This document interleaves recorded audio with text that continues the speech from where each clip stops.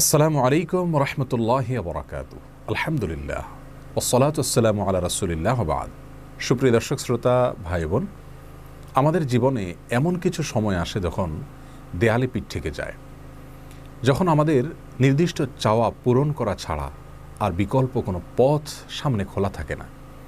এ ধরনের পরিস্থিতিতে আল্লাহ রাব্বুল আলামিনের কাছে আমাদের মনের একান্ত কামনা বাসনাগুলোকে পূরণ করবার জন্য একটি বিশেষ পথ বাতলেছেন আমাদেরকে প্রিয় নবী সাল্লাল্লাহু আলাইহি ওয়াসাল্লাম, আর সেটি হলো ইসমে আযম। ইসমে আযম মানে হলো মহান নাম। আল্লাহ রাব্বুল আলামিনের এই ইসমে আযম তথা মহান নামের মাধ্যমে কোনো কিছু চাওয়া হলে তিনি সেটা পূরণ করেন। এই নামের মাধ্যমে আল্লাহকে ডাকা হলে তিনি সেটাকে সাড়া দেন। এ মর্মে নবী আলাইহিস সালামের অনেকগুলো হাদিস রয়েছে। অনেক উলামা একরাম ইসমে আযম সম্পর্কে বলেছেন যে এটি হলো আল্লাহ রাব্বুল আলামিনের যে মূল নাম আল্লাহ, সেটি তার অনেকগুলো গুণবাচক নাম আছে। তমধ্যে থেকে আল্লাহ রাব্বুল আলামিনের যে মূল নাম আল্লাহ, এই নামের মাধ্যমে আল্লাহ রাব্বুল আলামিনকে ডেকে যদি বান্দা কোনো কিছু চান কায় মনোবাক্যে অন্তরের গভীর থেকে, তাহলে সে দোয়া আল্লাহ রাব্বুল আলামিন অবশ্যই কবুল করেন।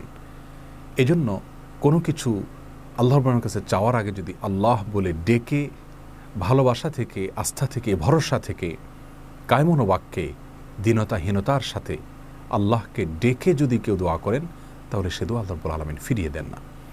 ইসমে আযম সম্পর্কে আরও নির্দিষ্ট করে আমরা নবী আলাইহিস সালামের যে হাদিসটি দেখতে পাই, সেটি তিরমিজিতে বর্ণিত হয়েছে, আরও বিভিন্ন হাদিসের কিতাবে বর্ণিত হয়েছে। সে হাদিস সম্পর্কে বিশ্ববিখ্যাত হাদিসবিদ হাফিজ ইবনে হাজার আল আসকালানী রাহিমাহুল্লাহ ফাতহুল বারীতে লিখেছেন যে ইসমে আযম সম্পর্কে সবচেয়ে বিশুদ্ধতম হাদিস হলো এটি। আর সেটি হলো এই যে বুরায়দা রাদিয়াল্লাহু আনহু বর্ণনা করেছেন, এক ব্যক্তি নামাজের মধ্যে একবার কিছু বাক্য বলে উঠলেন। নবী সাল্লাল্লাহু আলাইহি সাল্লাম তার কথাগুলো শুনলেন। তিনি বলে উঠলেন, আল্লাহুম্মা ইন্নী আসআলুকা বিআন্নী আশহাদু আন্নাকা আনতাল্লাহ লা ইলাহা ইল্লা আনত আল আহাদুস সামাদ আল্লাযী লাম ইয়ালিদ ওয়া লাম ইউলাদ ওয়া লাম ইয়াকুল লাহু কুফুয়ান আহাদ। তার মুখে এই বাক্যগুলো শুনে নবী আলাইহিস সালাম বলেছেন, নিশ্চয়ই এই লোকটি ইসমে আযম পাঠ করেছে। ইসমে আযমের মাধ্যমে আল্লাহ রাব্বুল আলামিনের কাছে কোনো কিছু চাওয়া হলে তিনি সেটা ফিরিয়ে দেন না। এর মাধ্যমে আল্লাহকে ডাকলে তিনি অবশ্যই তাতে সাড়া দেন। এই হাদিসের ভিত্তিতে অনেক মুহাদ্দিসিন ইকরাম বলেছেন এটি হলো সেই দোয়া যেটাকে ইসমে আযম বলা হয়, যার মাধ্যমে এটি পাঠ করার পর আল্লাহর কাছে কোনো কিছু পেশ করলে সেটাকে অবশ্যই আল্লাহ তাআলা পূরণ করেন। মনের যে কোনো ভালো আশা আল্লাহ তাআলা পূরণ করে থাকেন। দোয়াটি আবারও বলছি, আল্লাহুম্মা ইন্নী আসআলুকা বিআন্নী আশহাদু আন্নাকা আনতাল্লাহ লা ইলাহা ইল্লা আনত আল আহাদুস সামাদ আল্লাযী লাম ইয়ালিদ ওয়া লাম ইউলাদ ওয়া লাম ইয়াকুল লাহু কুফুয়ান আহাদ। যার অর্থ হলো, হে আল্লাহ, আমি আপনার কাছে প্রার্থনা করছি এ মর্মে যে, এই জন্য যে, এই ভিত্তিতে যে আমি সাক্ষ্য দেই আপনি আল্লাহ, আপনি ছাড়া সত্যিকারের কোনো মাবুদ নেই, আপনি কারো মুখাপেক্ষী নন, আপনি একক, এবং আপনি কাউকে জন্ম দেননি, আপনাকেও কেউ জন্ম দেয়নি, এবং আপনার সমকক্ষ আর কেউ হতে পারে না।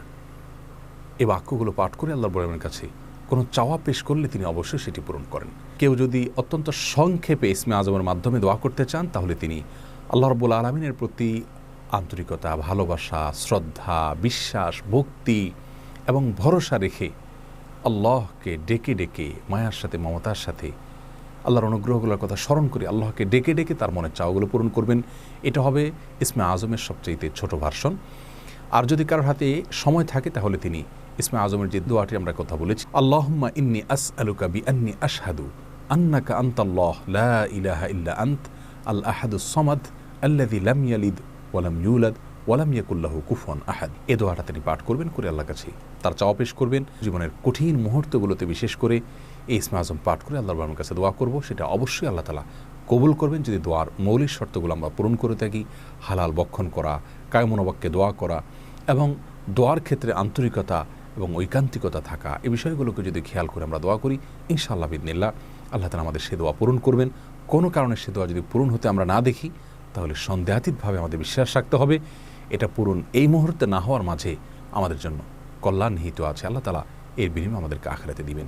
এছাড়াও দোয়া ইউনুসের মাধ্যমে লা ইলাহা ইল্লা আনতা সুবহানাকা ইন্নী কুনতু মিনাজ জালিমিন, এটা পাঠ করেও যদি কেউ দোয়া করেন, তার মাধ্যমে আল্লাহর বড় দোয়া কবুল করেন। এবং হাদিস বর্ণিত হয়েছে, আল্লাহ তাআলা আমাদের সবাইকে ইসমে আযমের মাধ্যমে আল্লাহর কাছে জীবনের কঠিন মুহূর্তগুলোতে দোয়া পেশ করার তৌফিক দান করুন।